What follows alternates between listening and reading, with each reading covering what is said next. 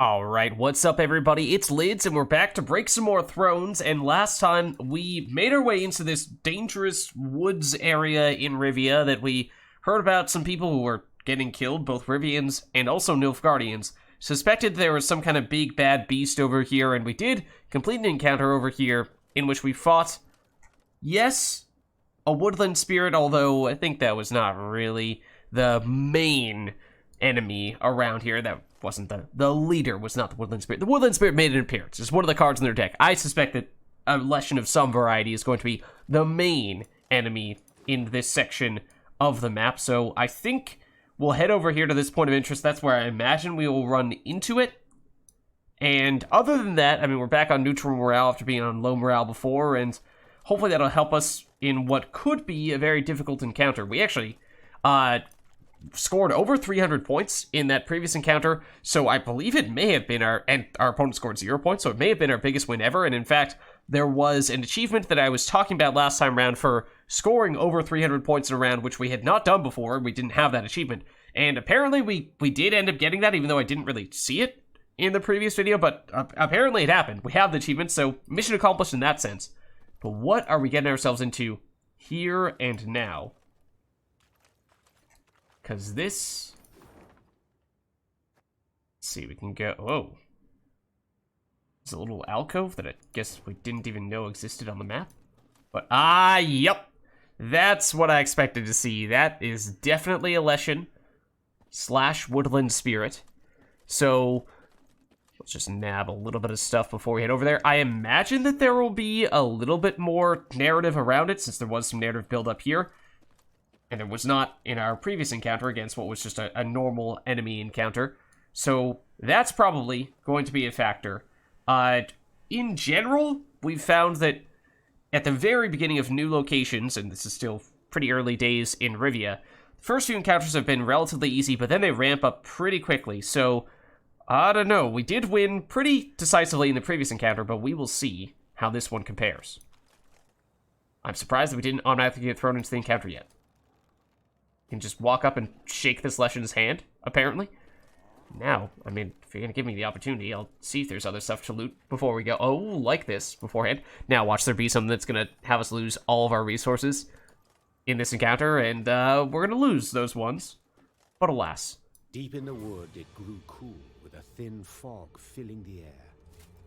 Meve pushed past a large branch of hazel and froze. Before her stood a tall figure, nearly human in form, save the moss-covered deer skull in place of its head. Empty eye sockets burning with naked flame, the monstrosity hurled itself at Meve with a roar. "Rally to me!" cried Meve, raising her shield. "Everyone! Anyone to me!" Alright, more new music here as well. I don't think we've heard this before, but also sounds very good. Alright, so this has to be the main encounter in this area. That is a large number. That is a very large number. Okay. The Guardian of Ruwode. So, the monster encountered by the Lyrians in... forget how exactly we're supposed to pronounce this word, but Ruwode is known to simple folk as a Leshen. Okay, well, apparently I'm a simple folk for having referred to it that way several times now. They believe it defends the forest against those who too greedily harvest nature's bounty. Makes sense, we heard a lot about that before. Of course, the scholars of Oxenford argue this is nonsense, and that a Leshen, or rather, Sylvanus Agilis, is simply one of many post-conjunction beings. In truth, it did not matter to Meve who was right. Optional? Eliminate the Leshen? Okay, I'm not sure how this is optional.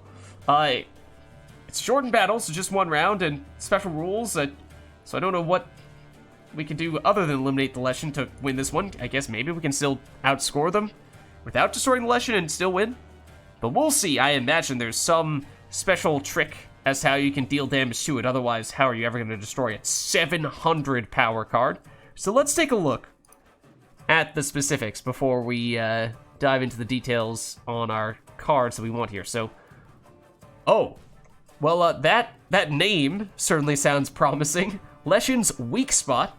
Whenever this unit takes damage, deal bonus damage of 0 The amount of bonus increases by 1 whenever it takes damage. Okay, so basically, we want to hit it a bunch of times, just a little bit of damage here and there, until that number should increase significantly. The bonus damage we get should increase significantly. So I would think that means poke it here and there as often as you can early, and then you hit it with the big stuff later on. So, alright, then what's the deal with these Raven minions? Every 2 turns, turn start, move to the other row and damage all units on the opposite row by 2. Deathwish increase the damage taken by the Leshen's weak spot by 4. So if we can destroy these, Leshen becomes weaker and they're also dealing less damage to us. Technically, we have some cards that benefit from receiving damage, and a whole lot of them in hand, so this starting hand looks pretty nice. And then Isbel being the other one that we would really like to get out. These guys actually, ooh, come to think of it, this is just a 1-round match. So these Disgraced Warriors and Disgraced Brawlers are not as effective as they would typically be, because we can't use our usual Dogger combo to bring them out in later rounds for extra carryover value. But they can still hit the Leshen and the Raven's minions a little bit, so that could be our initial way to deal the damage. The Disgraced Warriors, though, definitely gonna get destroyed by the Leshen weak spot at 700 power, so maybe they aren't as good of a fit for us. No leader ability here at all. It's, I suppose, that's the leader right there, but they do still play cards, so it's more than just poking this guy every turn. There will be some kind of response. Do these guys count as bosses? They don't, although we actually transforming them with the artifact compression does not trigger the Death Wish, so we aren't actually destroying them in that case. So I think that's not really the answer here. So we are basically all in on damage and not much else, and I'm not really sure that Tainted Ale is going to have good targets, to be honest with you. So we can't target the Leshen weak spot itself. Mahaka Mail, also, the boosting, I mean, not really sure that's going to benefit us much either. The Florin can't target bosses. Okay, so our deck, we might need to make some adjustments to make this work here, because to have this many cards that either aren't that effective or just flat out don't really work at all is going to be a tough obstacle to overcome, especially when these Disgraced Warriors, as I was saying, I think they probably don't work very well. They could still get rid of these guys, but they definitely can't do anything to the Leshen. So, yeah. This is going to be tough. Mostly because of the way that our deck is currently constructed. So let's swap you. So Infiltrator plus Tainted Ale is good if we can get a big target, if there's anything we can even go after with Tainted Ale, but we don't really want to use that on a Raven minion. So I'm not convinced this is the answer. Barnabas, maybe. He's probably worth keeping. And the Disgraced Warriors, I mean, we might want to dump some... let's get rid of you. Alchemist, I mean, again, it's just not really the type of synergy we're looking for here. And we do, again, Restraints. So it's not as if we're about to turn into a 3-power Leshen, and then it is very easy. No, not allowed. Dogger, I mean, again, in other multi-round battles, he's amazing. But I'm just not really sure that he works all that well for us on this occasion. Isbel is huge, though. Isbel is definitely huge, but do we have the setup for her in a much shorter match? I'm not so certain that we will. I think we might try dumping one of you. We know not what this thing can do. Yeah, we just... What have we got ourselves into this time? So I am not, to be brutally honest, I don't think we're winning this initial try here. I think we need to make some adjustments to the deck, because we just have so many things that do not really work against this specific opponent. So, what else do we have? I mean, for hitting it a bunch of times, the Bomber is actually really good at doing that, for little pokes and prods of damage, so I'm thinking that might be something we get out with our leader ability on turn 1. Otherwise, the Brawler might be better than the Warrior, at least, though still not thrilled about that. Definitely too early for Reynard. Okay, let's go. Let's do leader ability. Swap one of you out. and get you going, and get, I guess it's you. We're only gonna get, I think, enough time for one more leader ability, and that's it. Okay, so it does hit you. That is useful. Let's set this row on fire. Now, those guys are going to switch rows if we're not quick to destroy them, but I think that's where the Disgrace Brawler can come in. That, and I think we want to get Patricide down as quickly as possible, because he can also poke them once every turn. This row will get hit by the Raven's minions if we allow them to live, for what it's worth. We should see what else they have. Wolf Minion. Boost Wolf Minions by 4. Deathwish, increase the damage taken. Okay. So yeah, all-out damage is what we're looking for here.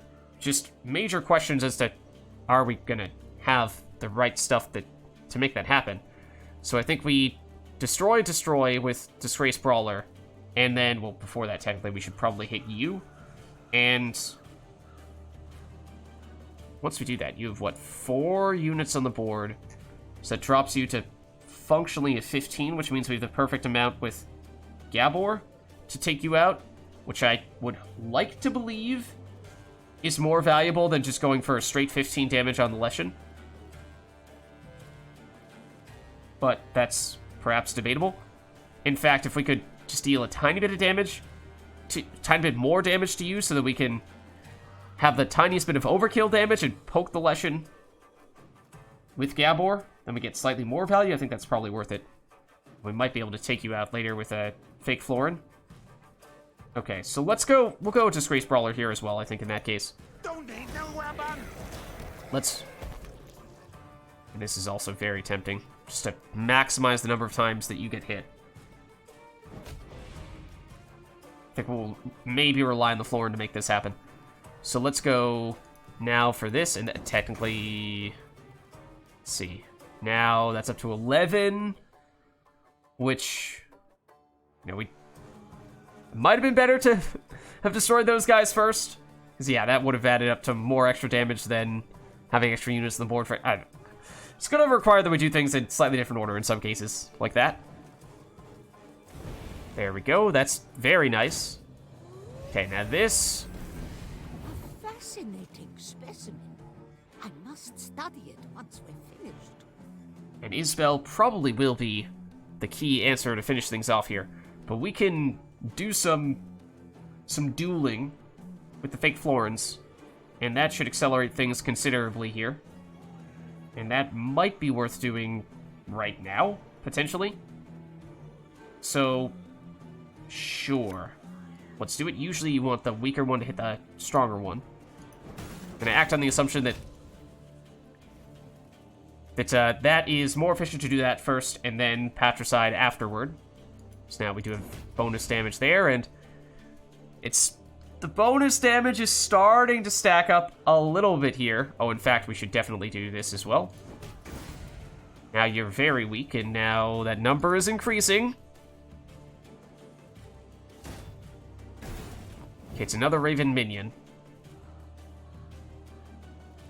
Let's see. We could go... So you're functionally a 16? That's an awkward number for Gabor to get to. He is an awkward number for Gabor to get to, because once again, we probably would like to poke you. Can almost destroy you. We could go Gabor, tiny bit of damage, overkill damage on you instead, but this guy's going to be a little bit tough to destroy. Increase damage taken by the Leshen's weak spot by 4. I mean, that's not nearly as much as the Wolf Minion is. Does that mean we can just skip you? I don't know. And you will move to the other row, and then we could Alchemist to weaken you? Maybe that's the play? We can also use Tainted... I guess we don't really care about you dealing damage to us, so don't worry too much about rushing that. Let's get a Disgrace Warrior, actually, because these guys are small enough that at this point, these guys actually can take you out. Let's poke you.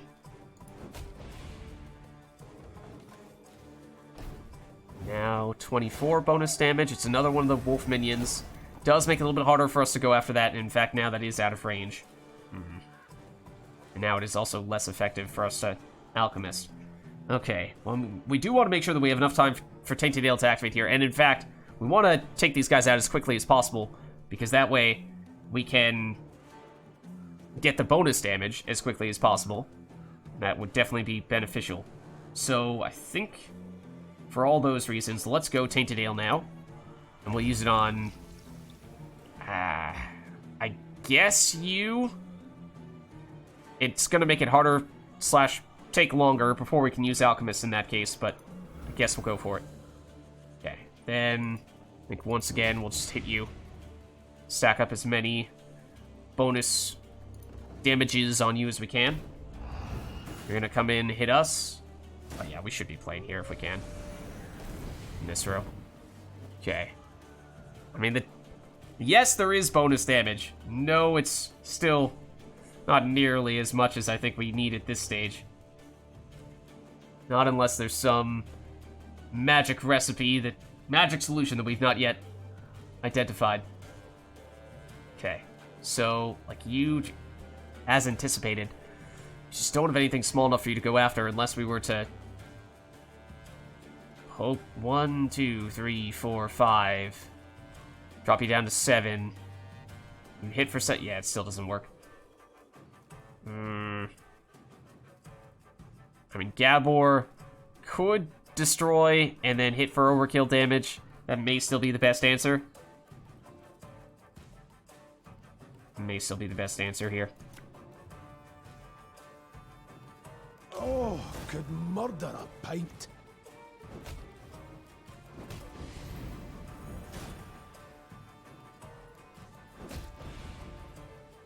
Okay, because this, I mean, yes, the amount of bonus damage is getting better, but it's just not big enough at this point. Just doesn't feel like it's gonna add up to be enough. And Isbel is not anywhere near as big as we would usually have her be. Yeah, these Disgraced Warriors feel like just a big liability right about now. You are gonna go down at the end of this turn? No, start of next turn. We do have leader ability back. Does that change anything? I mean, we could sacrifice Disgraced Warriors for the sake of sacrificing Disgraced Warriors, and then get Dogger out here, but I really don't think that changes much. Again, transforming these guys into Jade figurines doesn't really matter either. It just feels like our deck is not well optimized for this encounter specifically. I mean, unless Barnabas gives us some miracle option that totally bails us out, but at the moment that's not seeming all that likely. So, I think we're looking at, can we get something bigger next to a Disgraced Warrior so that it becomes a possibility to hit someone with it? I don't really think so. These guys really are just pretty much useless unless they play another Raven minion that has the 4 base power that the initial ones had. So, yikes. I mean, I guess we're playing you next to at least give ourselves that option. And put you here. Waiting for a personal For invitation. potential self-alchemist, as terrible as that currently seems to be. So 1, 2, 3, 4, 5. We could, instead of targeting you with Patricide, which might be a mistake, we could instead use Patricide to weaken some of these guys and potentially get them in range for a Disgraced Warrior to go after. That might need to be the case. We should also use leader ability here. And this will be Brawler. Could use Raynor to double down on... No, that doesn't matter at this point. You get an extra Patricide ability, I guess. It's about the extent to which that helps us. Not much beyond that, though. Okay. So... It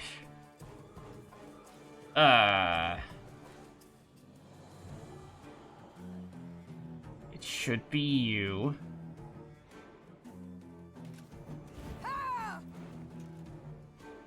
You know what? Raynor does give the Disgraced Brawlers their order abilities back, which is actually not terrible. So we should do Should do Reynard for sure. It's not the target we want to be hitting with our random damage. Come here! Let's dance! Discipline shall bring us victory!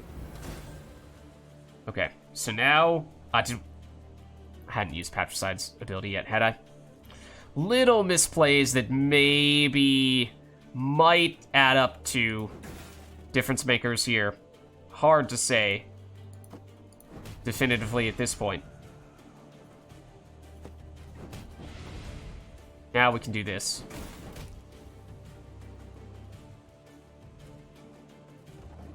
So we may not be able to destroy the Leshen, but can we get far enough along that it at least is weakened enough that we can overtake it with points? The whole, technically it's optional for us to destroy it thing. Isbel getting a little bit stronger from us sacrificing some disgraced warriors. Well, we can also do this now. You are the easiest target for us to go after. But, I mean, now we're starting to get to the point where I think just poking the Leshen in almost any variety is useful, because 52 damage is nothing to snuff at. So, if we can do this, it's probably worth doing. That, okay. It's starting to add up. It is starting to add up. A lot. We don't have much damage left besides Patricide. Okay, you know, getting that extra Patricide Order ability that we, I think, might have missed out on. It's looking awfully nice right about now. But Isbel, I mean, we just want her to be high enough that she at least hits the Leshen for something. Because her damage, it might be 1 from her directly, but just to have a way to activate that extra 54 damage in the fire might also bail us out as well. I think we might be looking at an Alchemist here, or, I mean, they aren't really hitting us much. We'll go for a proactive Isbel. And Make love, not war. I don't think, especially if we play her in this row, that she's going to get destroyed, but I guess we'll see. And more of those guys. Unfortunately, you did not get hit by the fire. But we can hit you again. And I don't think we're getting much out of the Alchemist here. It's probably just going to be a boost on Isbel, and that's about it. But, I mean, we're getting close enough that maybe that's all we're going to need here. Just little bits of extra value. There's been a mistake. Still going to hold off on this. See if we take a little more damage, and then you know, it min-maxes our effectiveness on you ever so slightly more. So that is becoming a big deal, but it's gonna be close. There's one more of those, and you'll be below 100, but we don't know what we're getting from Barnabas. And this is still not a thing that we can do.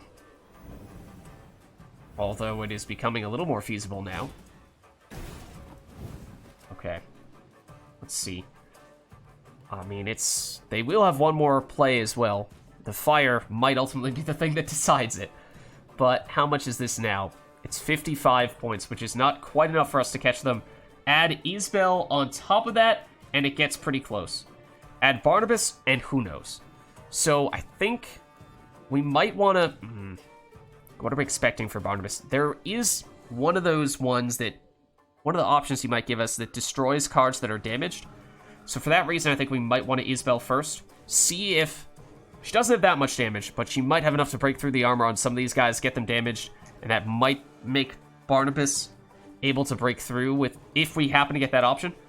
So let's go with Isbel now. Technically, you know, you wait a little bit longer and she'll give you a little more value, but we'll see. Oh, that counts as hitting it multiple times. Whatever that means for such a thing. Apparently that counts as hitting it multiple times. So Isbel is basically a guaranteed victory. Alright. Didn't realize that. From all sides, the monster teetered and swayed, fighting off their blows with ever greater difficulty. Finally, it fell to the ground and fell apart, like an undone bundle of twigs. In disbelief, Meve towed the pile of dried branches and scraps of bark. She saw no blood, no entrails, as if no monster had ever stood there. As if it had all been a dream. Hence the spirit in Woodland Spirit. We return to the road. Meve said, crushing the beast's deer-like skull under her heel.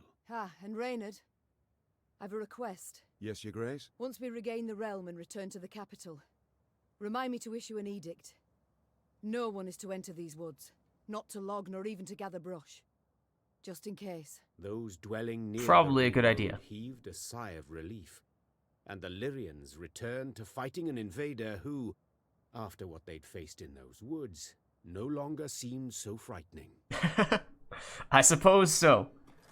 The Leshen probably a bit nightmare fuel-y, especially in the deep dark woods over here. But that was a really cool encounter. In generals, I would say that those types of encounters, the big monster-like mini bosses of sorts, things like the Manticore, Keltullus, those have been my favorite encounters in all of Thronebreaker.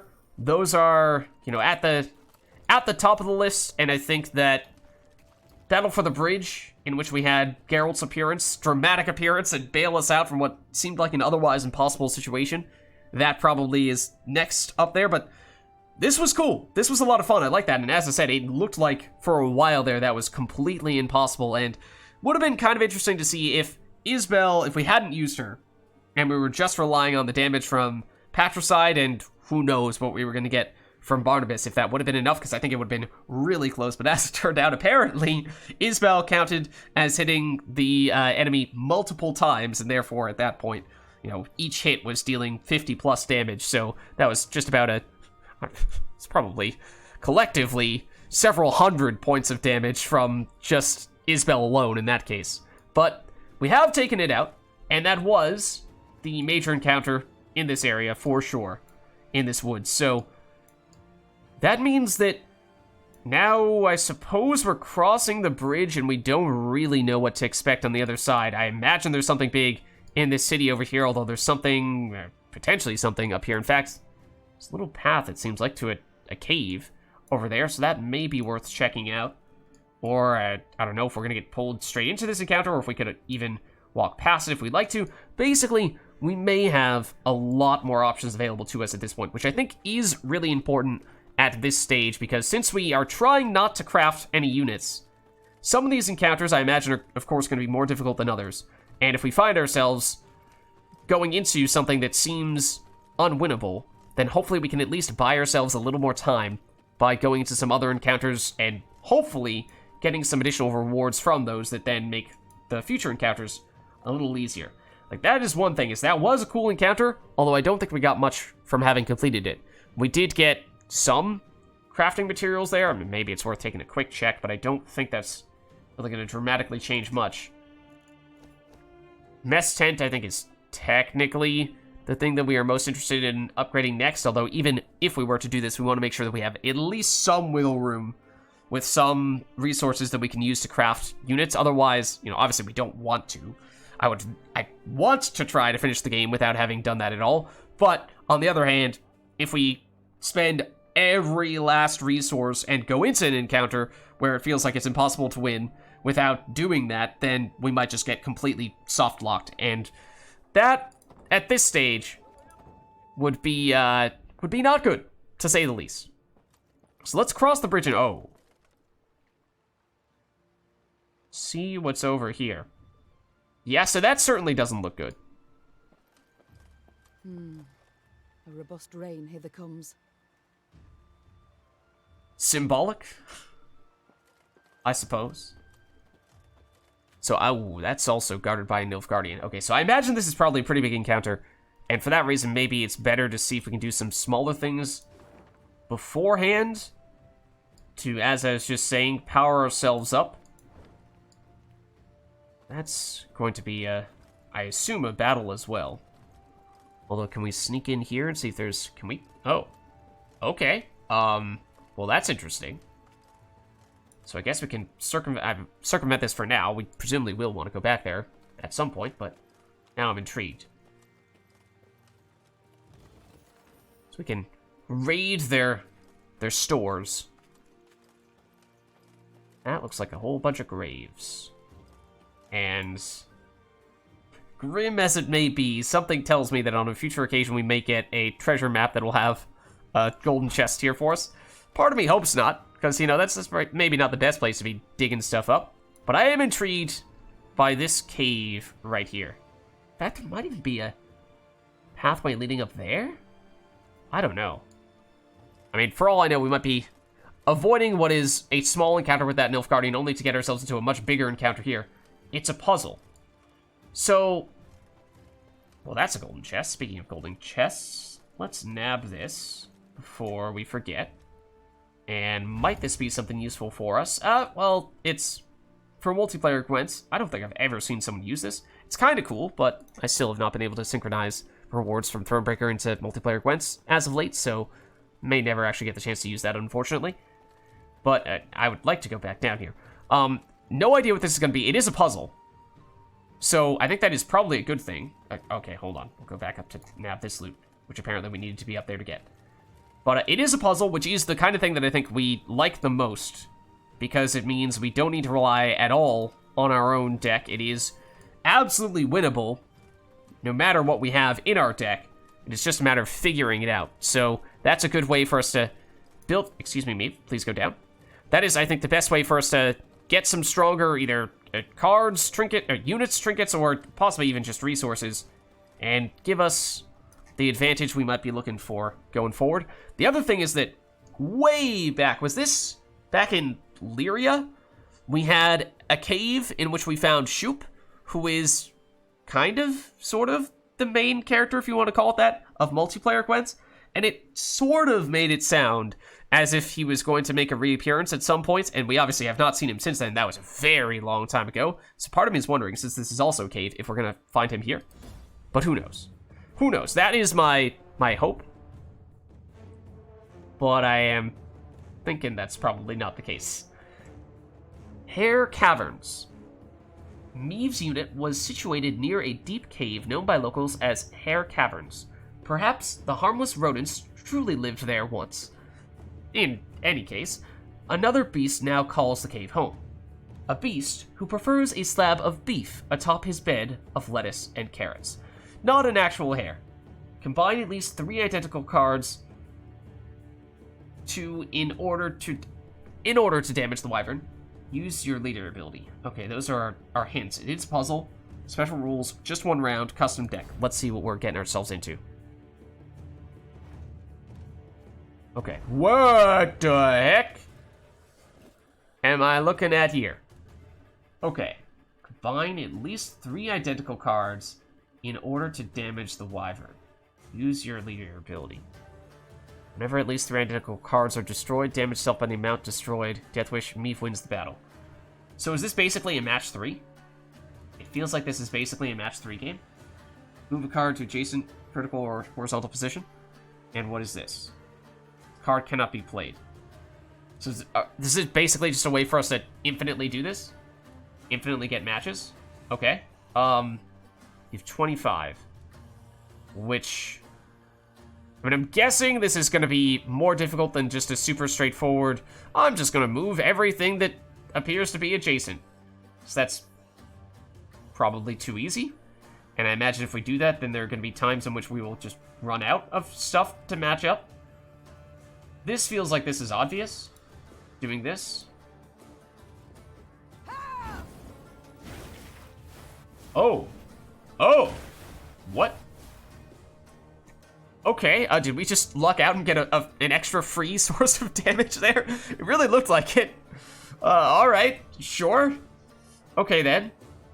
So the thing that is giving me some hesitation is stuff like this, where we could move a herd of cattle here. Oh wait, what is this? If at least 3 I did not even look at these cards at all. I just assumed that the picture, the art was all that mattered. If at least 3 copies of this card are adjacent to each other, destroy them and spawn a random card in their position. Reach 1?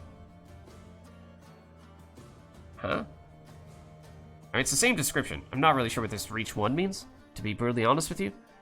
But what I was wondering before is basically, you know, in this case, we could move you here, and that's 3. We could move you here, that's also 3. But is one better than the other? Because it might make it harder for us to get subsequent combos going. Like, this is a similar story, I suppose. Let's do this. Because then if we can get a churning water here, then that could be another free way to get another combo. Well, that's 3. Not the way that I thought we were going to get 3, but it was 3. So this does seem incredibly easy. And now I must ask, what happens if we get 5?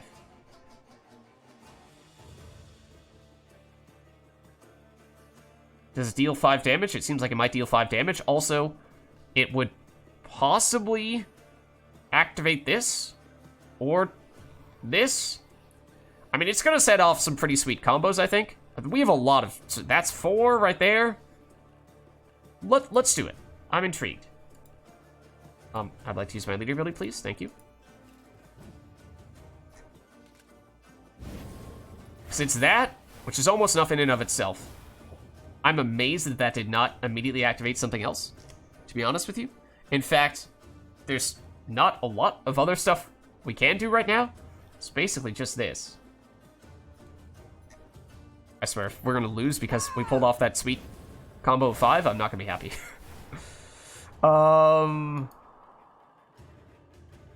It's like, I'm not sure we can do it. Do they need to? Oh, okay, we have this still. I was going to say, like, can we do ones? Are we allowed to do ones that don't immediately set off a combo and then just take however many turns we need in order to get them adjacent to each other? So now we can do this. Which just, that will get us there. Okay, that was incredibly easy. But, okay. It doesn't seem like we got much special here unless we get a note or something like that from one of these. Otherwise, it is pretty much just consumables. Alright, it is pretty much just consumables. Now, granted, I think we actually do have enough, if we wanted to go in and do the mess tent upgrade. Reducing the recruit cap cost of units, which don't really think is a huge deal at this point, but it is kind of, sort of, potentially one of the only things we could do at this point that could make our deck stronger. Even then, is probably not really true, because I'm pretty sure that even if we put all of our most expensive units in there, we still would not use up all of our recruit cap points. Although, in a 3-round match, if we are using our leader ability regularly, we actually do eventually run out of units to play from our deck, right?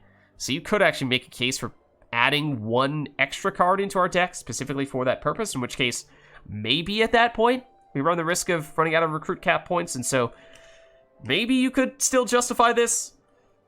But there might have been an achievement for getting all these unlocked as well, so there's potentially that reason for it. We want to be careful, though, that we don't invest so much of our gold and wood that if we do get stuck and need to craft some units that we are completely trapped, we have enough potential encounters here where it looks like we can go in still any of a number of directions that I'm hoping that even if one is insurmountable, we can go to a different encounter, win there, and get a little more resources, so even if we do feel stuck temporarily, that can give us the extra little push we need to get the job done, or just unlock new cards without needing to craft them, which would of course be ideal.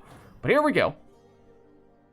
An upgrade that you can make a pretty strong case we don't need and shouldn't have purchased, but alas, it's there. And with that, I think that is probably a good place for us to wrap up here. Most notably, we defeated the Leshen in the woods over there, and as I said, that was a really cool encounter. I really did not think we were going to succeed, but at the end of the day, Isbel absolutely annihilated it, and we have potentially an encounter here with some random Nilfgaardian dude, and I would imagine something much bigger in this large city over there. But that's going to be it for now, so thank you all for watching. I hope you enjoyed the video, and I'll catch you next time.